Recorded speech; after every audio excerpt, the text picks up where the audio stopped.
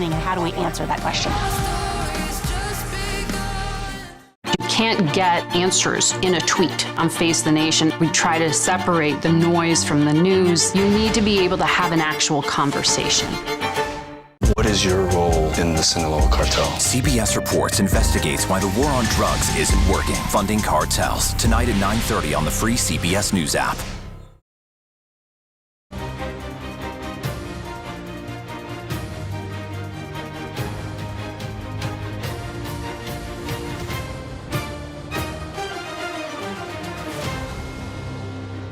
There was no crime.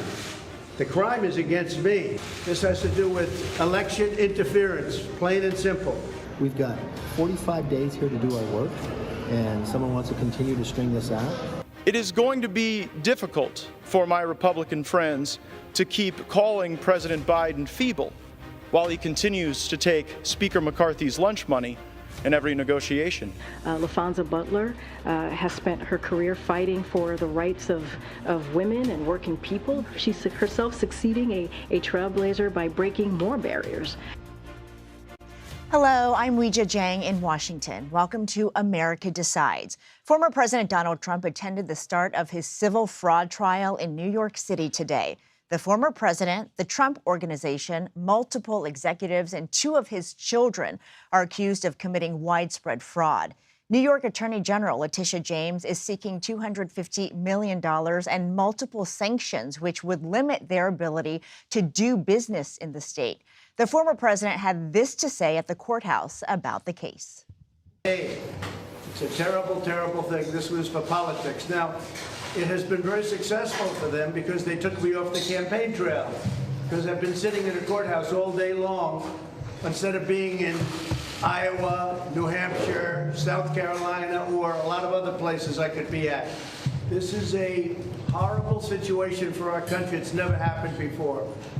It's election interference. They're interfering with the presidential election of 2024. For more on this, Finn Gomez and Robert Costa joins us now. Finn is CBS News' political director, and Robert is CBS News' chief election and campaign correspondent. Robert, I want to begin with you since you've been there all day.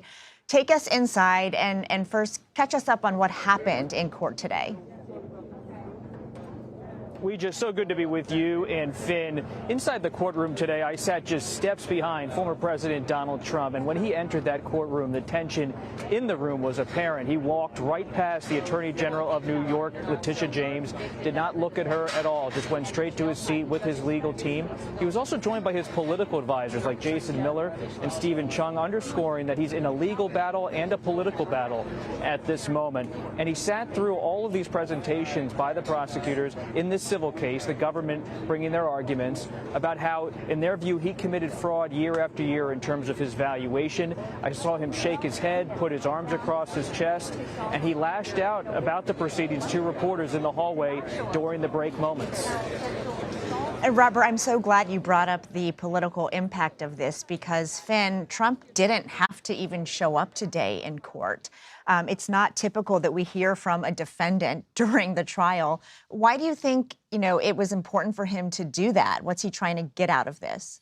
Well, Weijia, as you know from covering him in the White House for multiple years, this may not be typical for your typical defendant, but this is very typical for Donald Trump.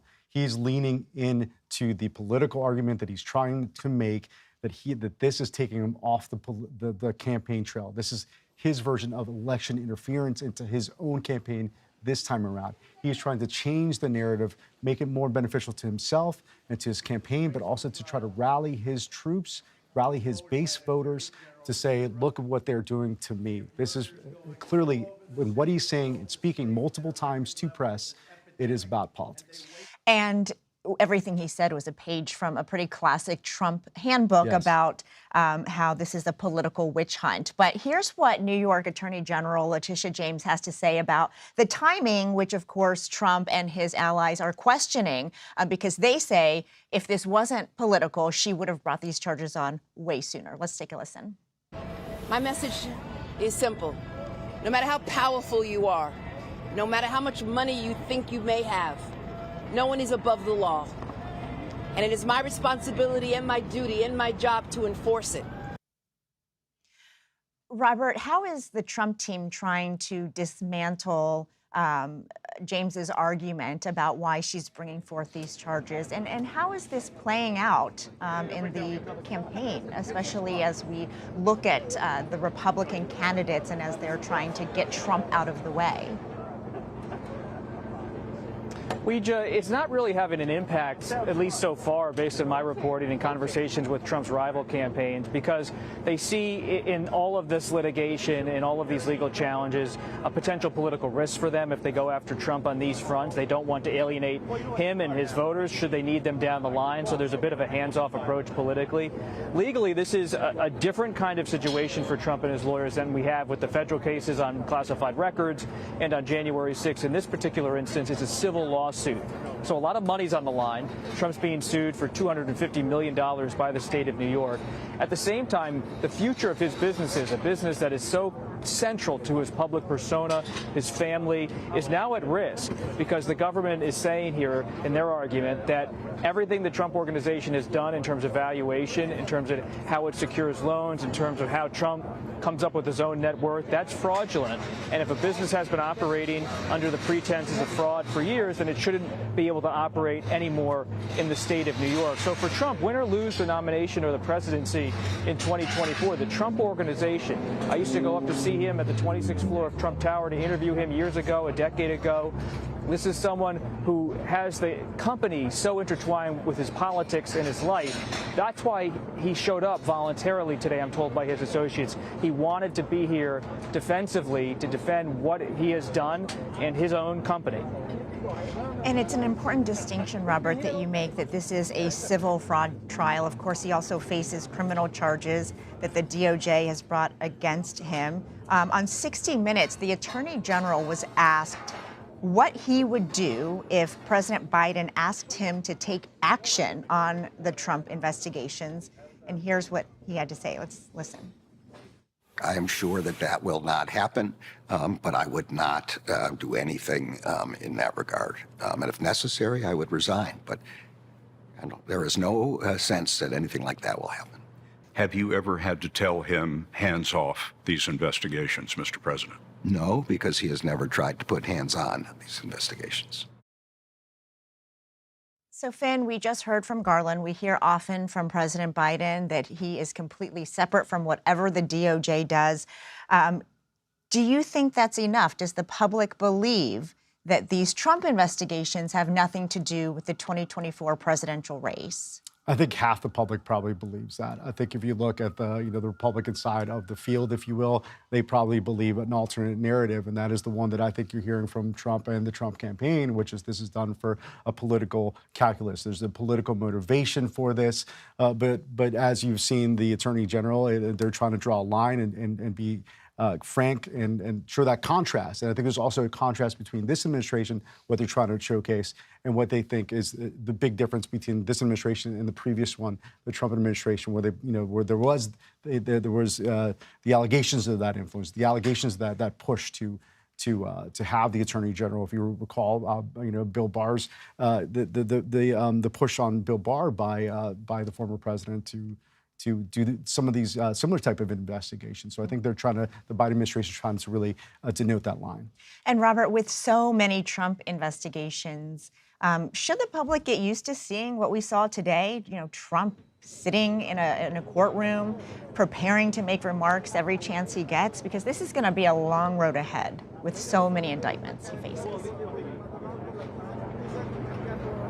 It's part of a pattern we've seen from former President Trump. He likes to show up at times. Sometimes he's required to by law if he's indicted and there's an arraignment. But in this case, it was voluntary, but he showed up. When you think back to Trump's history in New York, I mean, this is someone who has always lived a public life. He has lived a life where he wants to make sure he's out there, whether it's in Page 6 in the tabloids or talking to reporters or on the campaign trail. He's doing it his way and having himself define his own public role, not his own age. I mean, think about Corey Lewandowski and so many people who've worked for Trump campaigns over the years. They say it's Trump himself who wants to be out front. That's where he was again today.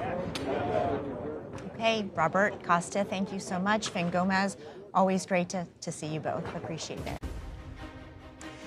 Kevin McCarthy worked with Democrats to prevent a government shutdown. Could that move end up costing him the Speaker's gavel? We'll talk about it next. You're streaming America Decides.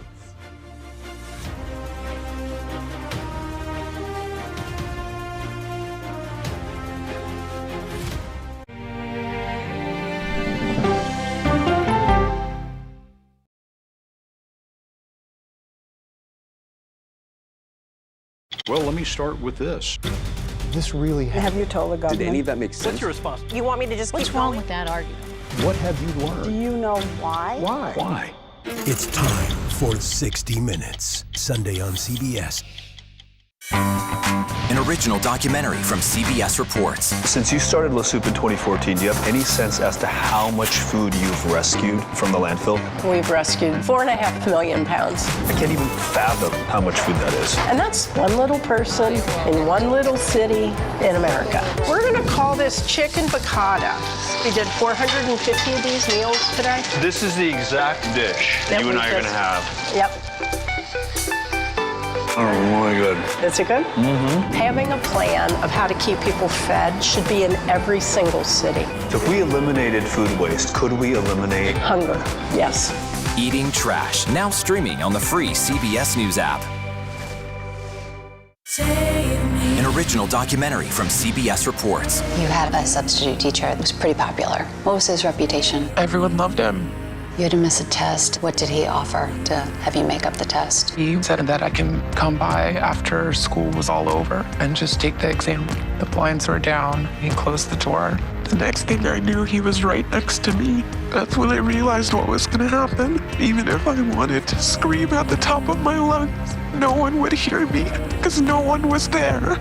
He told me that if I ever said anything to anyone, he would kill me and he would kill my family. So I did it. Pledge of Silence, now streaming on the free CBS News app. He was there when the war in Ukraine started. Extreme history. It's a big moment. The extraordinary story behind Sean Penn's new Paramount Plus documentary, Superpower, when we go person to person. An original documentary from CBS Reports. AI is among the most world-changing technologies ever. Curing diseases, scientific breakthroughs, making lives better. They can help us with medical discoveries, scientific discoveries, doing better agriculture, having cures for things like Alzheimer's. It's also going to really transform the way we work. The uplifting potential of artificial intelligence is limitless. It gives you a friend, somebody to chat with 24/7 that is non-judgmental. He makes me feel loved and desired. And so are its downfalls. The problem with all this AI is that it's unpredictable and uncontrollable. The choices we make now will have lasting effects for decades, maybe even centuries. The ChatGPT revolution, now streaming on the free CBS News app. Why did you miss the moment? I'm not sure why they missed the moment. It doesn't look like Congress is doing anything. That's the role of Face the Nation, to focus on the issues at hand. That means a civil conversation with perspective.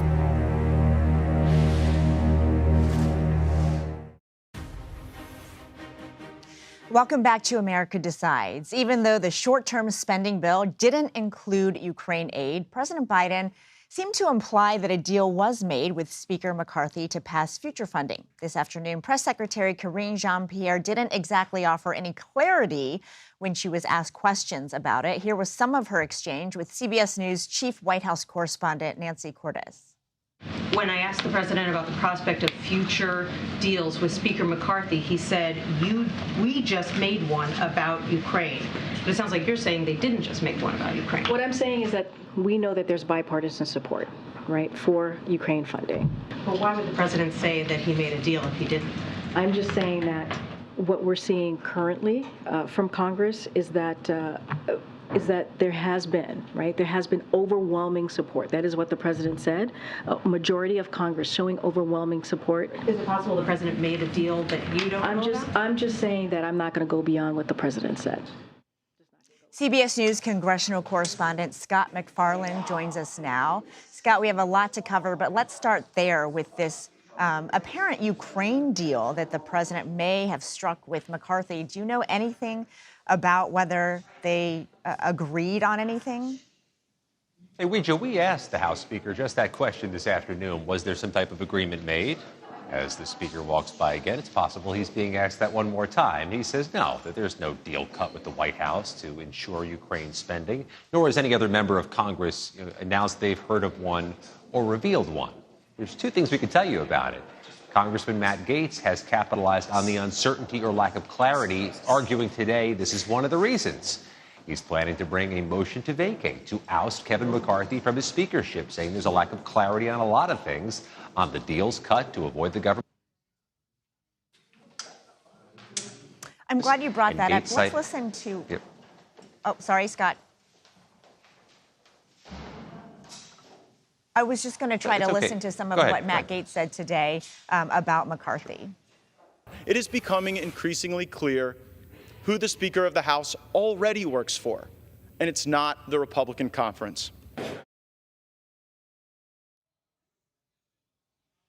So how is McCarthy responding to that? And just bring us up to speed about how realistic it is that Gaetz will actually succeed in getting rid of McCarthy. I think ultimately, Gaetz is seizing on whatever he can seize on to continue to amplify himself and amplify this argument that he believes McCarthy has to go. Now, obviously, Democrats would hold some cards in this case they don't typically hold, that they may be able to vote in a way synchronized with these defecting Republicans to jeopardize Kevin McCarthy's speakership. Right now, they're keeping their powder dry. They haven't said whether they're going to plow ahead and join Gaetz's effort or stand back and do some other alternative to preserve Kevin McCarthy. We do know this, though. Without equivocation, McCarthy is making clear he thinks he's going to stand up and knock down any of these challenges.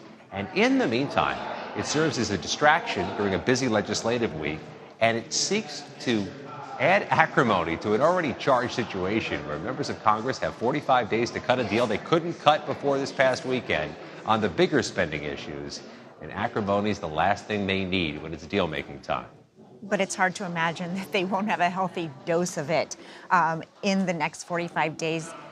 And Scott, just tell us what has to happen between now and then in order for the government to remain open, because they still have a lot they want to get done. And it's hard to imagine what's going to change between now and then to bridge this gap.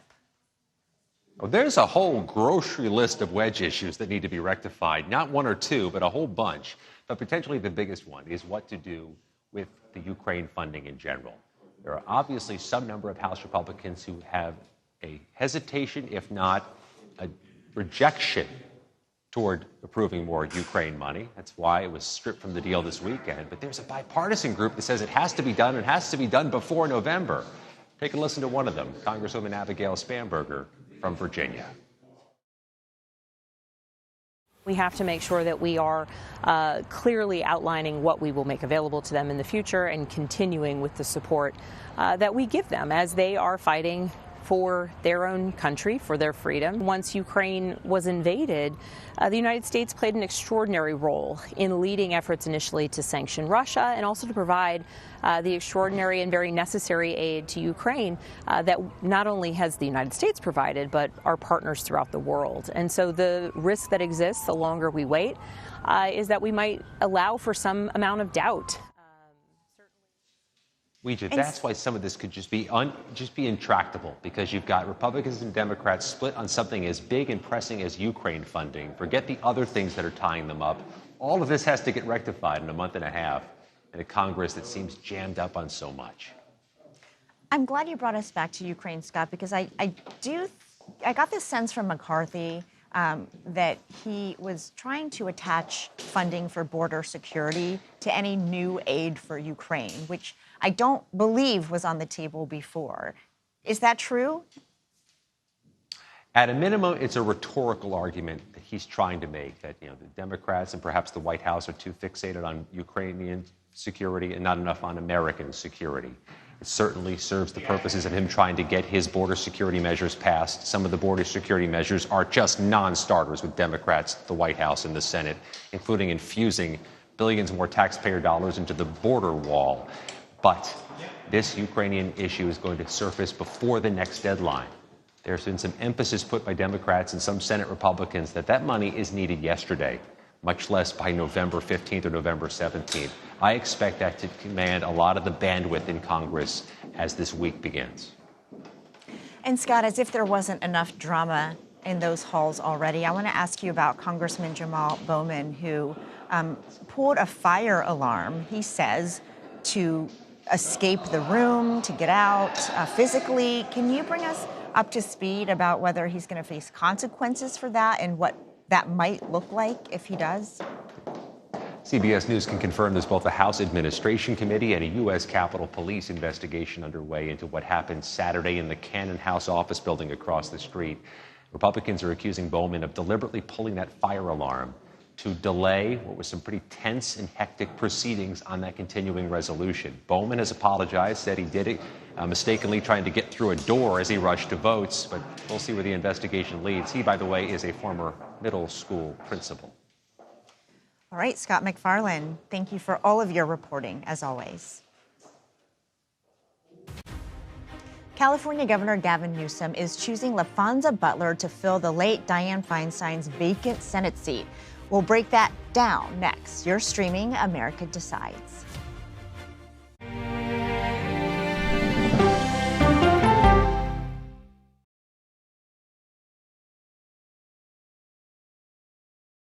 When weather turns extreme, CBS News and the Weather Channel bring you virtual weather technology so advanced, so real, you'll have time to get prepared. Feel the forecast. Weather when it matters most on CBS Mornings. An original documentary from CBS reports. That Desired Farm is a wonderful place to raise children, and it still is. Promises broken. Black Americans have been the target of racism and discrimination pretty much from the time they acquired ownership in the land. Costing black farmers hundreds of billions in generational wealth. They did everything to make sure we were run off that land. But communities are uniting to continue the fight. Collective ownership is powerful. To keep their land and their dreams alive. To watch my children play on land that we own means everything. So land is power. Most definitely. 40 Acres and a Mule, now streaming on the free CBS News app. Politics isn't a game. Why aren't you holding yourself to that standard? Politics is about policy. Was this the right way to actually get this done? I'm a voracious consumer of information, and I'm impatient. I don't like to be spun. To be moderator of Face the Nation is not an anchor, it's not an actress. You are up here to moderate a conversation. That means bringing the most powerful stakeholders to the table to become better informed.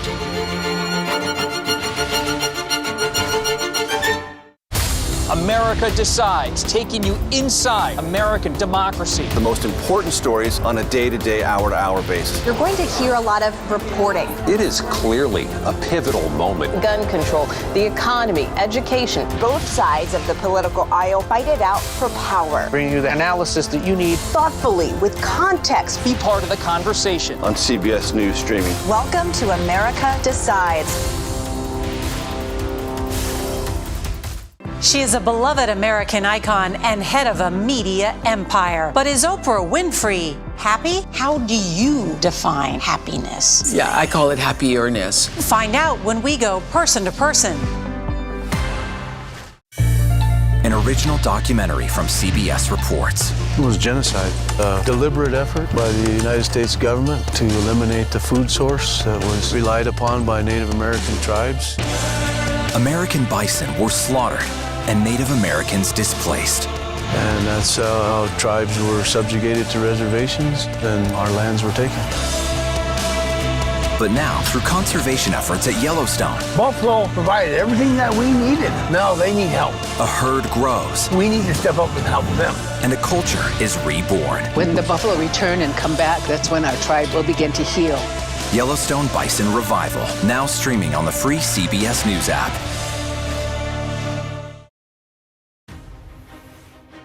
Welcome back to America Decides. California Governor Gavin Newsom has selected Emily's List President LaFonza Butler to fill the seat of the late Senator Dianne Feinstein. Butler has been the president of the organization dedicated to electing women since 2021. Once sworn in, she'll be the only Black woman currently serving in the U.S. Senate and the first openly LGBTQ+ person to represent California in the upper chamber.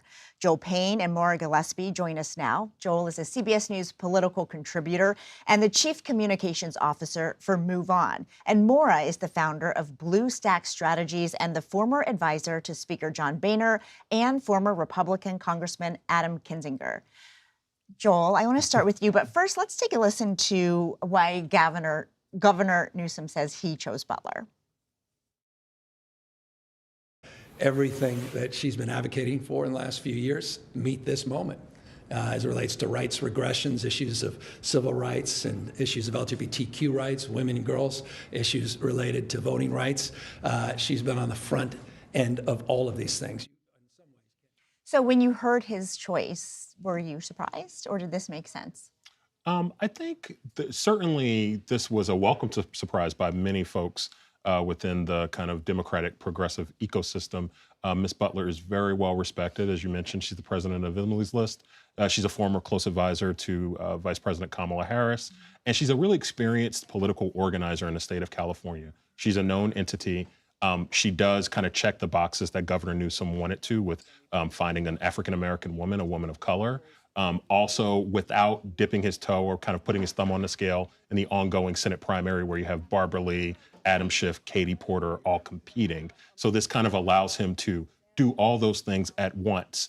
And I can tell you that one other thing that's really important to consider here is that this is a person who is very well regarded on the issue of abortion, obviously representing a group like Emily's List. So elevating that issue nationally is also something that checks a box for Governor Newsom as well. And Maura, I'm glad you brought that up because I was going to ask you about that issue of abortion. If you think this, speaks to what Democrats might be trying to do to really try to showcase that for 2024, and if you think it will be as big of an issue as it was in the midterms when we saw it really did play a role in voters' choices. It's going to continue to be an issue. Obviously, I think the economy and then safety and security are going to be the number 1 and 2 issues that voters are going to be focused on. But right behind it is going to be abortion. And the Republican Party has long had problems in really expressing a standpoint that can get them through a general election. And we've seen that obviously in the midterms most recently, but there are a lot of people in the party that maybe aren't super outspoken about it, but care deeply about this issue. And the super restrictive stances that most Republicans take is not going to get them there and is not going to be in line with what the Republican Party is. As a country, as society, we are moving beyond the super restrictive stances. And I think I've long held this view about being conservative. To me, a conservative is a smaller, more accountable government. And nothing says big government like telling half the population they don't get to have medical freedom. And so I think Republicans can message this differently and really focus on the broader conversation of childcare, of other issues for women's health. So yes, I definitely think that Governor Newsom is obviously trying to hone in on this and by highlighting it in this way.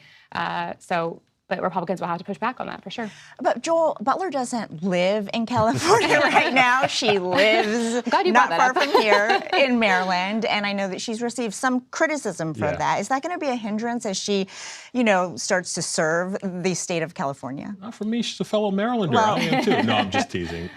Look, I'm certain that's an unfortunate quirk of this, although I will say because she has such a deep, well-respected history in the state.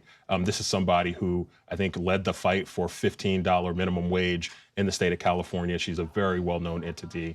I don't get the sense there will be any blowback locally, and I think nationally most Democrats feel really good about the decision that Governor Newsom made there. Republicans are going to hit on it, and we both know that. We all know that. Republicans are going to continue. You're seeing it all over X or Twitter. It's all over right now, them talking about that she's from Maryland. Maryland's got their 3rd senator. Congratulations.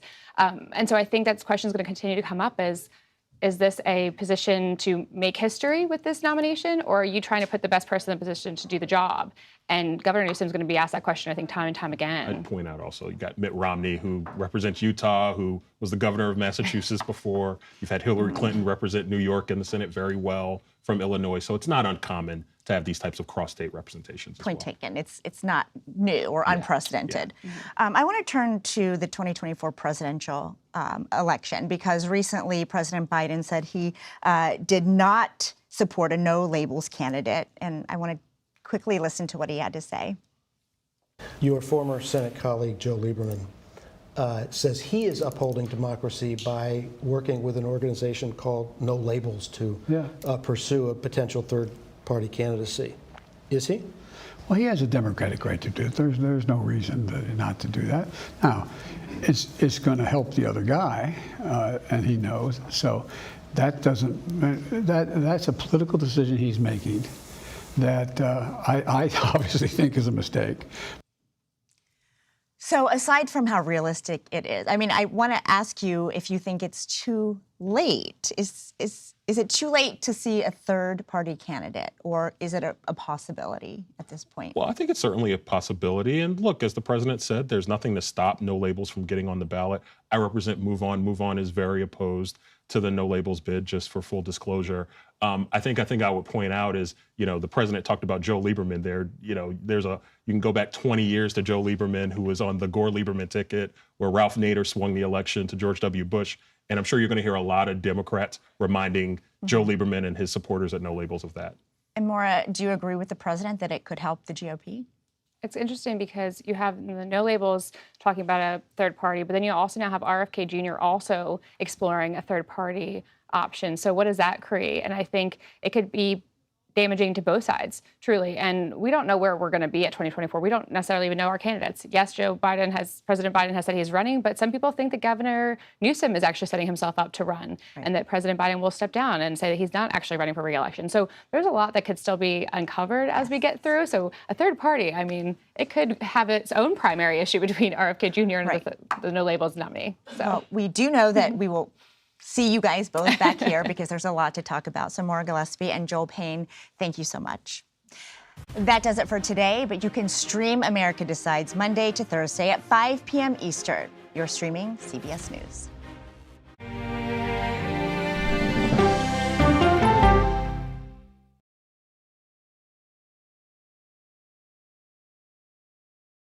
On Face the Nation, the way to learn is to listen. We may have a recession. Listening to how someone explains themselves is so key.